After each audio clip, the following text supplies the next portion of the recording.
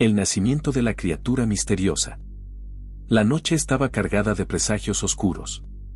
Una tormenta eléctrica rugía sobre las colinas de Beocia cuando Equidna, la madre de monstruos, daba a luz a su última creación, una criatura que haría temblar a los mortales y desataría la furia de los dioses. Bajo un cielo desgarrado por rayos, nació la Esfinge, una bestia mitad mujer, mitad león, con alas de águila y una mirada que prometía sabiduría y destrucción a partes iguales. Desde su primera respiración, el aire parecía vibrar con un poder ancestral. La Esfinge era diferente de sus otros hermanos monstruosos. Mientras Tifón y Cerbero inspiraban puro terror, ella poseía algo más, una inteligencia peligrosa y un aura de misterio que inquietaba incluso a su propia madre. Equidna observaba a su hija con orgullo y temor, sabiendo que su destino estaría ligado no solo al caos, sino también a los enigmas que desvelan el alma humana. «Eres un castigo y un desafío», murmuró Equidna, acariciando el pelaje dorado de su hija, mientras las sombras de los relámpagos danzaban sobre ellas. Pero ni siquiera Equidna podía prever el papel que esta criatura jugaría en el destino de una de las ciudades más importantes de Grecia. La Esfinge estaba destinada a convertirse en más que un monstruo. Sería un símbolo de sabiduría, crueldad y la eterna lucha entre la astucia y la fuerza. La tormenta continuó rugiendo mientras la Esfinge daba su primer rugido, una mezcla de rugido felino y grito humano. El monte Fisio, silencioso hasta entonces, pareció resonar con el eco de esa voz, como si incluso la tierra reconociera el nacimiento de algo extraordinario.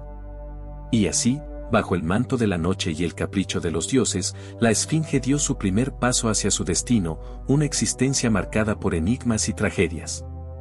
Mientras la Esfinge crecía, su existencia no pasó desapercibida para los dioses. Hera, la reina del Olimpo, observaba desde su trono de nubes, disgustada por la belleza inquietante y el intelecto voraz de la criatura.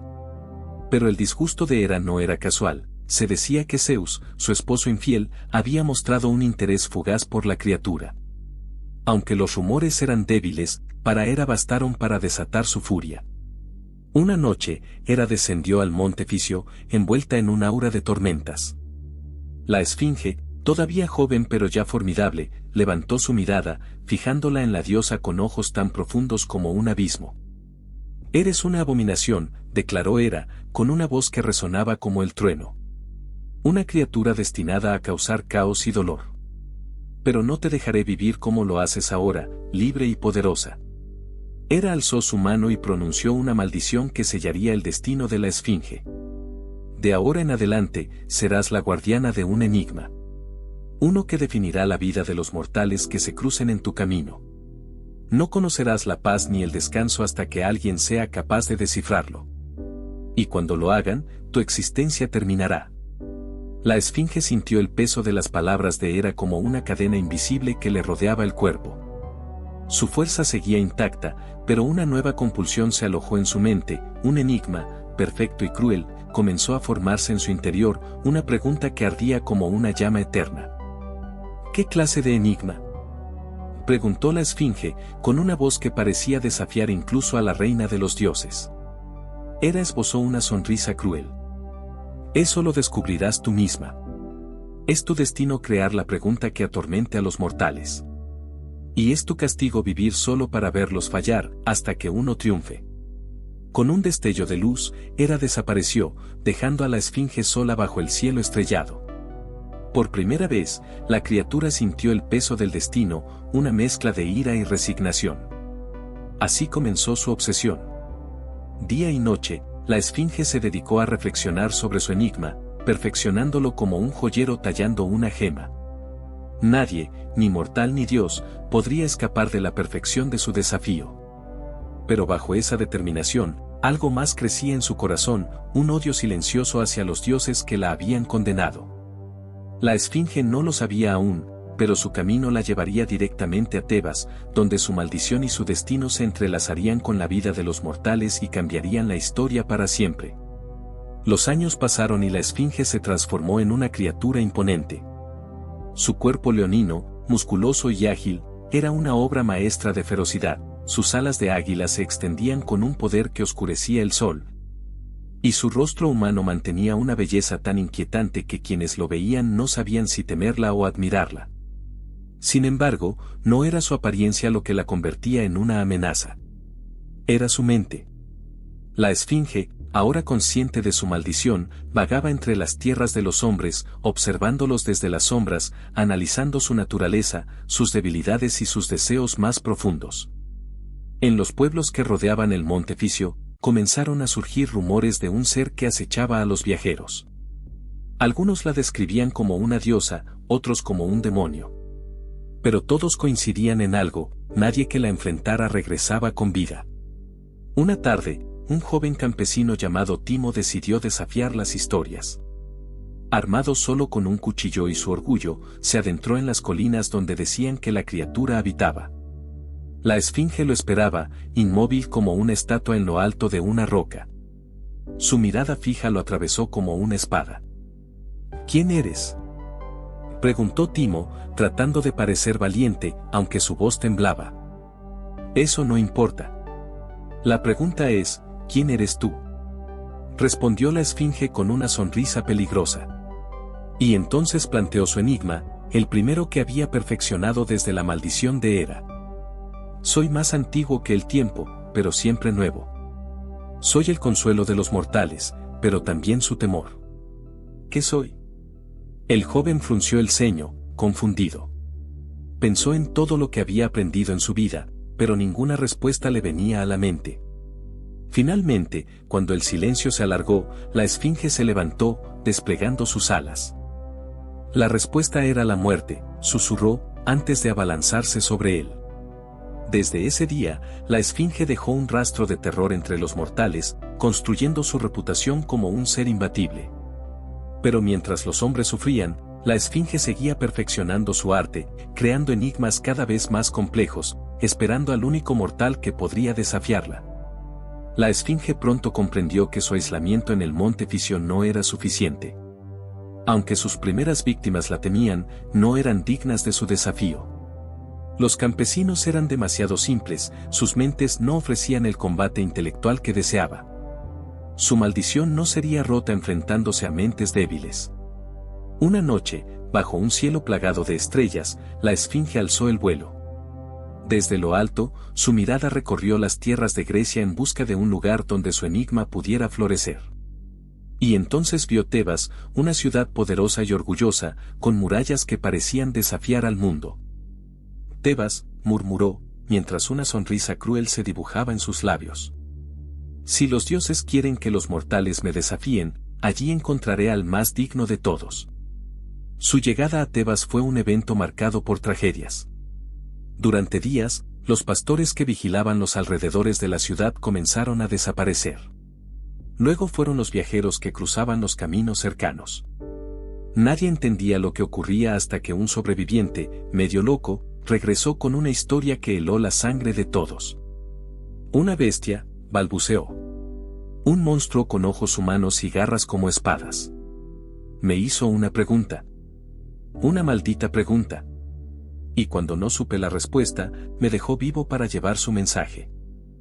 Todos los que entren o salgan de Tebas deben enfrentar mi enigma. Quien falle, morirá. El caos se apoderó de la ciudad. Los mercaderes temían salir de Tebas, los campesinos no traían provisiones desde las aldeas vecinas. La ciudad, próspera y orgullosa, comenzó a tambalearse bajo el peso del terror. La esfinge se asentó en el paso principal hacia Tebas, una garganta estrecha flanqueada por escarpadas montañas.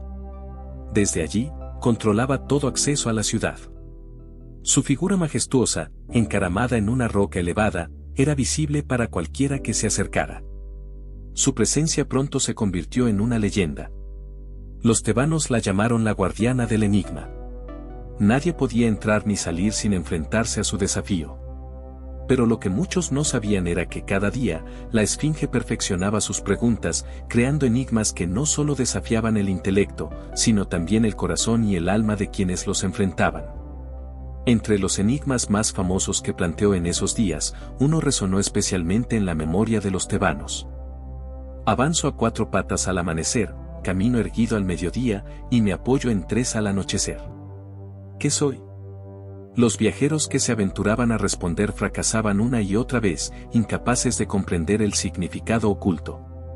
La esfinge los observaba con frialdad mientras intentaban resolverlo, disfrutando del espectáculo de sus mentes luchando en vano. Y cuando finalmente caían en el silencio de la derrota, cumplía su promesa con una rapidez letal.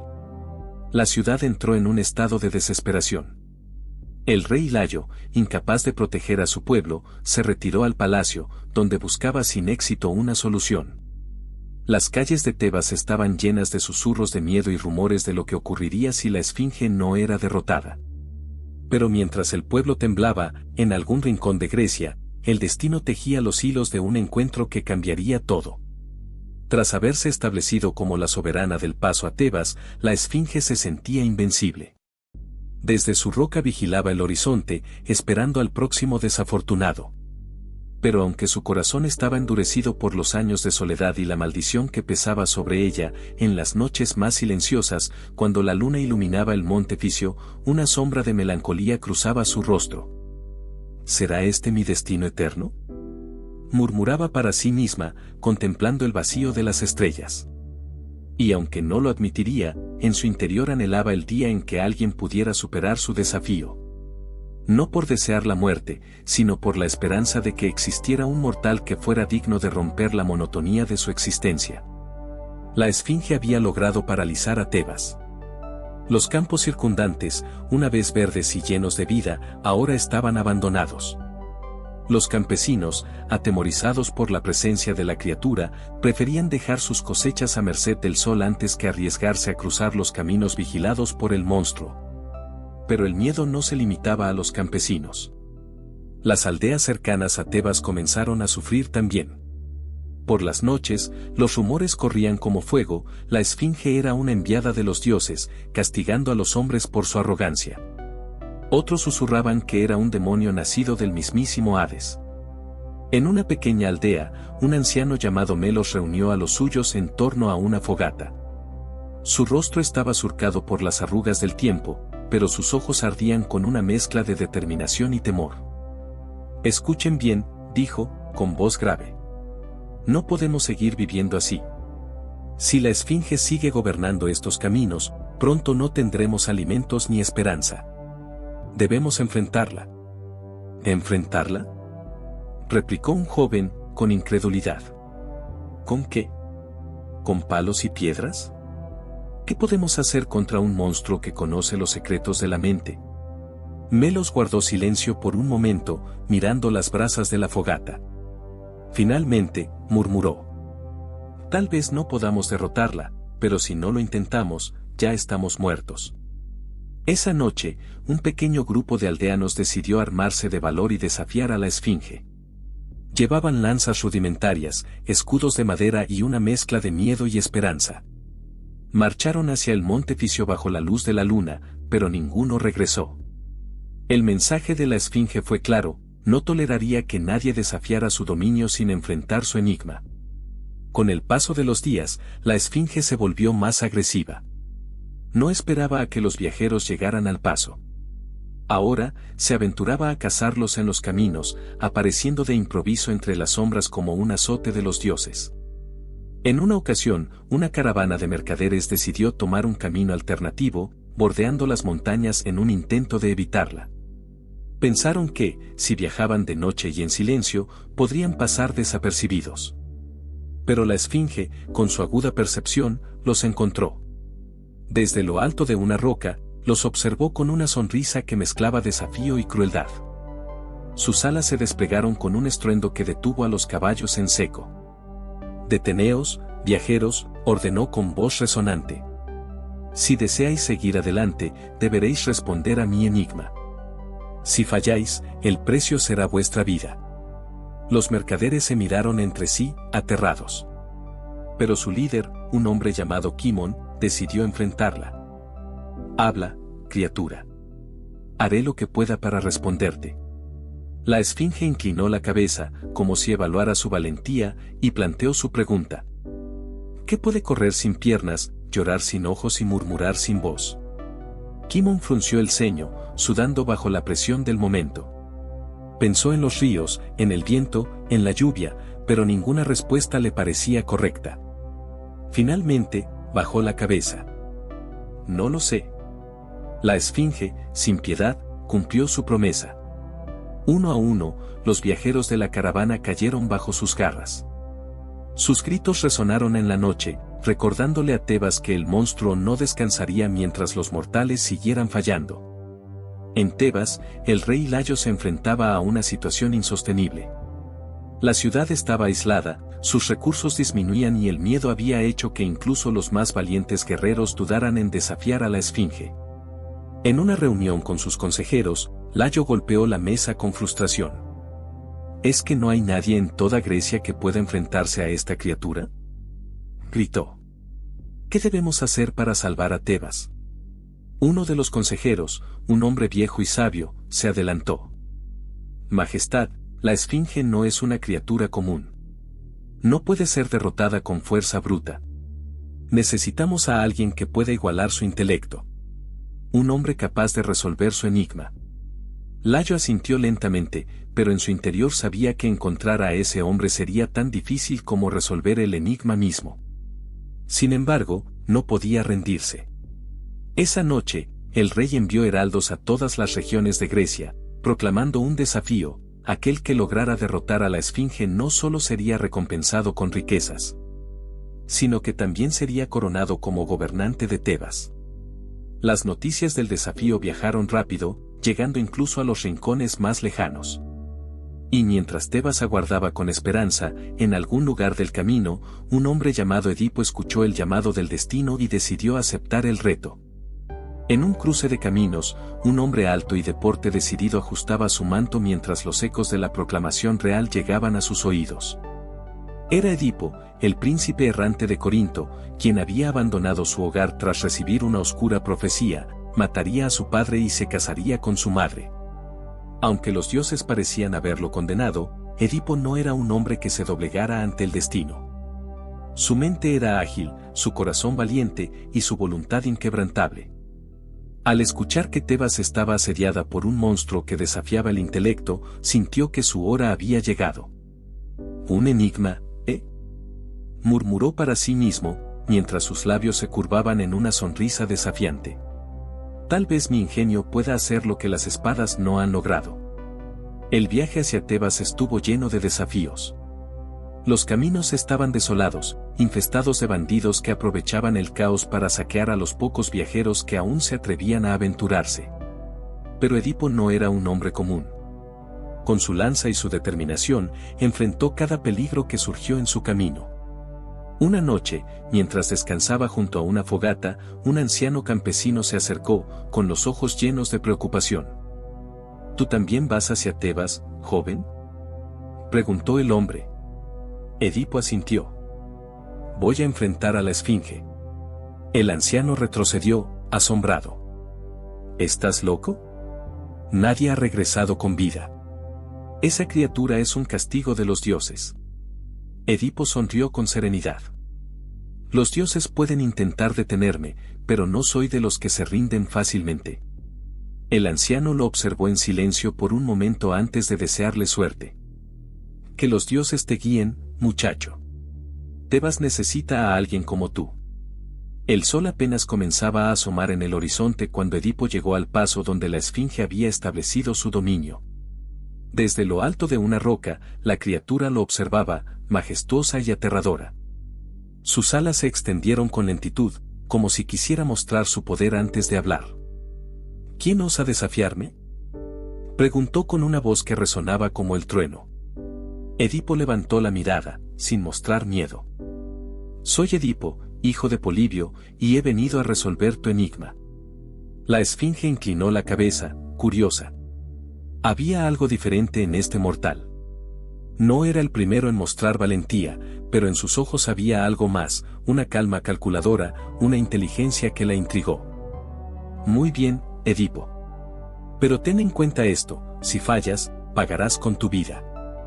Acepto tus condiciones, respondió, firme. La esfinge sonrió, mostrando sus colmillos. Entonces planteó su enigma, el más famoso de todos: perfeccionado durante años de acechar a los mortales. Avanzo a 4 patas al amanecer, camino erguido al mediodía, y me apoyo en 3 al anochecer. ¿Qué soy? El silencio se extendió por el paso. La criatura observaba a Edipo con una mezcla de expectación y amenaza. Pero Edipo no parecía perturbado. Cerró los ojos por un momento, reflexionando.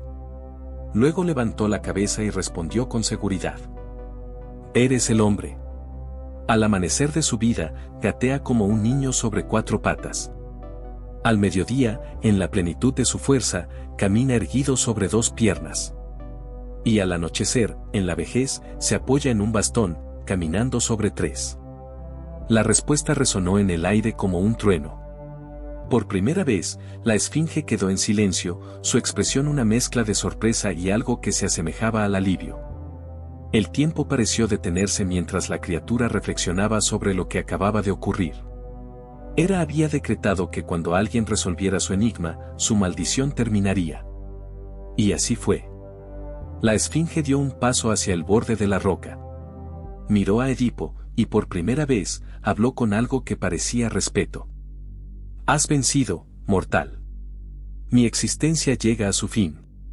Pero recuerda esto, aunque el enigma ha sido resuelto, tu destino apenas comienza.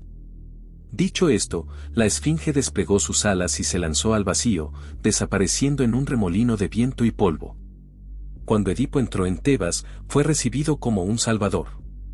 Las calles se llenaron de vítores, y el pueblo, que había vivido en el terror durante tanto tiempo, celebró su victoria con un fervor que no se veía desde hacía años. El rey Layo, sin embargo, no estaba allí para recibirlo. El trono de Tebas estaba vacío, y los rumores sobre la desaparición del monarca llenaban el aire. Sin un líder, la ciudad se encontraba al borde del caos. Los consejeros reales, desesperados por restaurar el orden, ofrecieron a Edipo la corona. Has salvado a Tebas, le dijeron. Es justo que te conviertas en nuestro rey. Edipo, aunque renuente al principio, aceptó. Con la corona vino también la mano de la reina Yocasta, una unión que sellaría su destino y daría inicio a una nueva era para Tebas, aunque cargada de secretos oscuros que pronto saldrían a la luz. Con la corona sobre su cabeza, Edipo se convirtió en el soberano de Tebas. La ciudad, que había estado sumida en el miedo y la desesperación, comenzó a resurgir bajo su liderazgo. Sus primeros decretos fueron claros y directos: reconstruir el comercio, restaurar los caminos y proteger a los campesinos.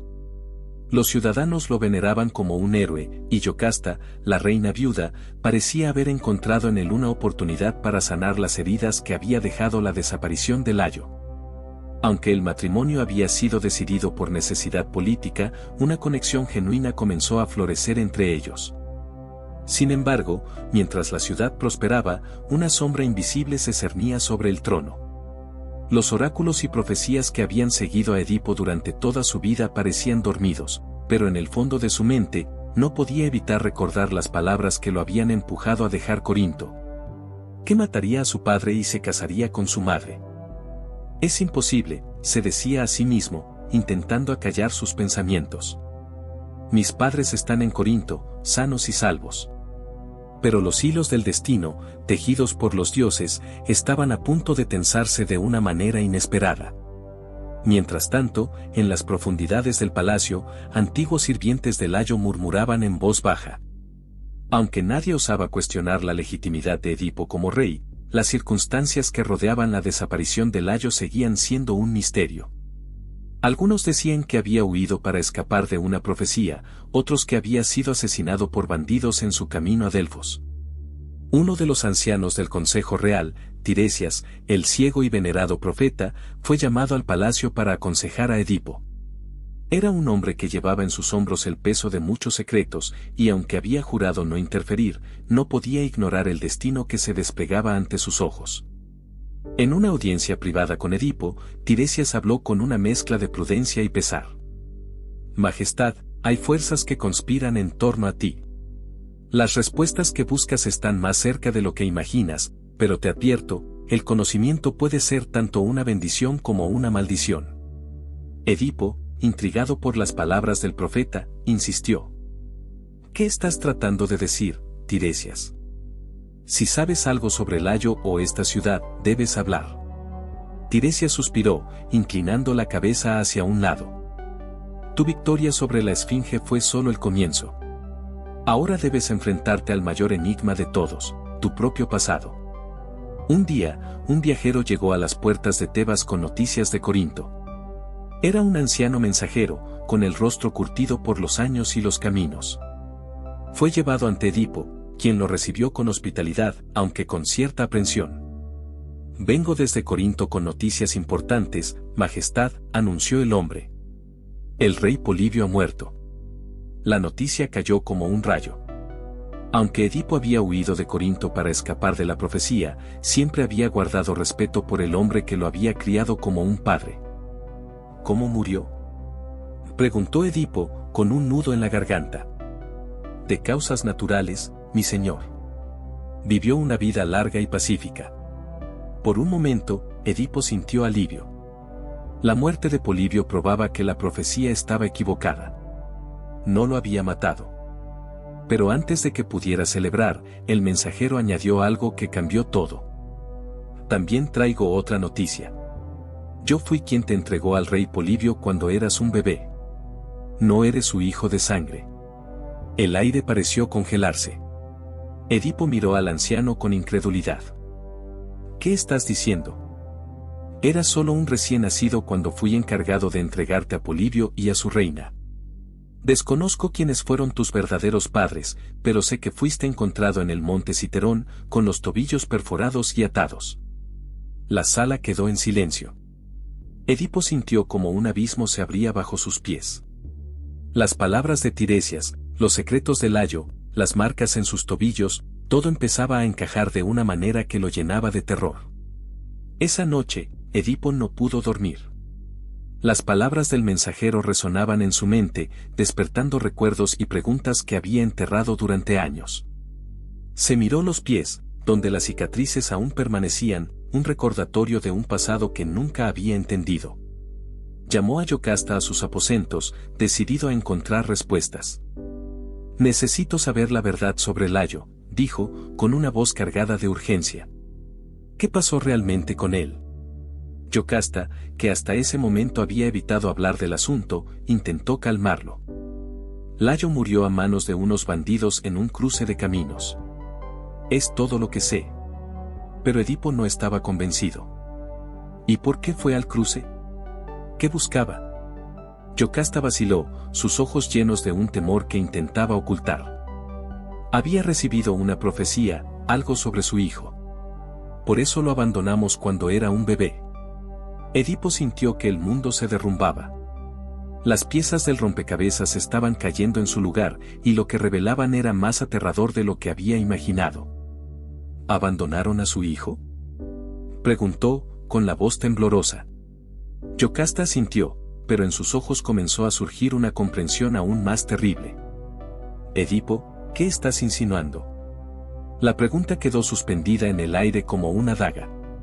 Ninguno de los dos quería decir lo que ambos estaban comenzando a entender. Edipo, incapaz de ignorar las piezas que encajaban en su mente, convocó al anciano pastor que había estado al servicio de Layo en el monte Citerón. Este hombre, que llevaba años en las colinas, había sido el encargado de abandonar al recién nacido por orden del rey. Cuando el anciano fue llevado ante el trono, su rostro reflejaba el peso de la edad y la carga de secretos que había guardado por décadas. Al principio, intentó evadir las preguntas de Edipo, pero la intensidad del rey lo hizo ceder. «Habla, viejo», ordenó Edipo, su voz temblando de rabia e incertidumbre. ¿Fuiste tú quien dejó a un bebé en el monte Citerón? El pastor asintió con pesadez. Sí, mi señor. Fue una orden del rey Layo, pero no tuve el corazón para matarlo. En su lugar, lo entregué a un mensajero de Corinto. Edipo sintió que un nudo se formaba en su garganta. Su corazón latía con fuerza, pero no podía detenerse ahora. ¿Por qué querían deshacerse de ese bebé? El pastor vaciló antes de responder. Una profecía decía que el niño mataría a su padre y se casaría con su madre. El silencio que siguió fue ensordecedor. Edipo retrocedió, tambaleándose. Todo estaba claro ahora, él era ese niño. Sin saberlo, había matado a Layo en aquel cruce de caminos y, más tarde, se había casado con Yocasta. Cuando levantó la mirada hacia su esposa, sus ojos estaban llenos de horror. Yocasta, tú. Ella lo observaba con el rostro pálido, una mezcla de incredulidad y desesperación en sus ojos. Sin decir una palabra más, salió corriendo de la sala, dejando a Edipo y al consejo sumidos en un silencio mortal. Minutos después, un grito desgarrador resonó por todo el palacio.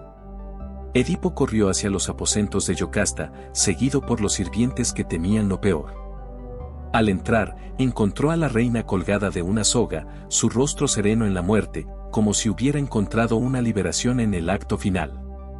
Edipo cayó de rodillas, un rugido de dolor escapando de su pecho. Pero su tormento no terminó allí.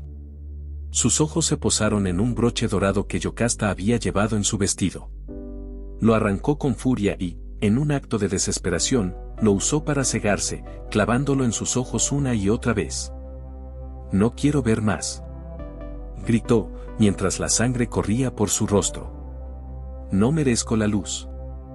He sido un instrumento del destino, una abominación ante los dioses». Los sirvientes intentaron detenerlo, pero era inútil. Edipo, ahora ciego, cayó al suelo, cubierto de sangre, mientras el eco de su llanto llenaba la habitación. La noticia del trágico destino de Edipo y Yocasta se esparció rápidamente por Tebas. La ciudad, que había celebrado a su rey como un salvador, ahora lo veía como una figura trágica, víctima de los crueles designios del destino. Edipo, ciego y humillado, renunció al trono y pidió ser exiliado. «No soy digno de esta ciudad ni de su gente. Mi presencia aquí solo traerá desgracia». Creonte, el hermano de Yocasta, asumió el liderazgo de Tebas y, aunque compadecido, cumplió con la petición de Edipo. Antes de partir, Edipo pidió una última audiencia con sus hijos. Antígona e Ismene, sus hijas, lloraban desconsoladas mientras abrazaban a su padre, ahora ciego y débil. «No lloren por mí, mis hijas», les dijo, con una voz quebrada pero firme. «Yo soy el único culpable de este destino.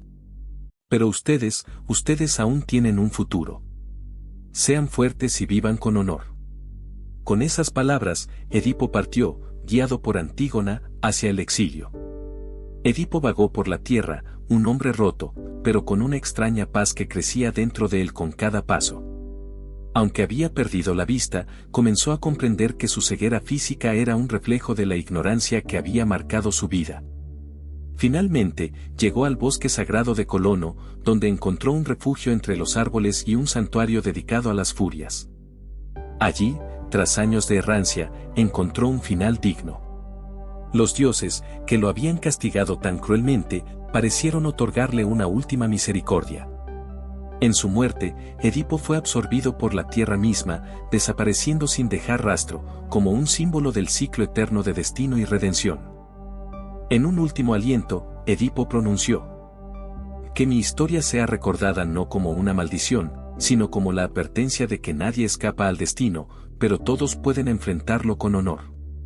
El pueblo de Tebas lo recordaría no solo como un héroe trágico, sino como una advertencia viva del poder implacable de las profecías y la voluntad de los dioses. Y así, la historia de Edipo y la Esfinge quedó grabada en los anales de la humanidad, una lección eterna sobre el misterio del destino y la lucha por desafiarlo. Gracias por acompañar hasta aquí en esta historia, suscríbete y deja tu like, hasta la próxima.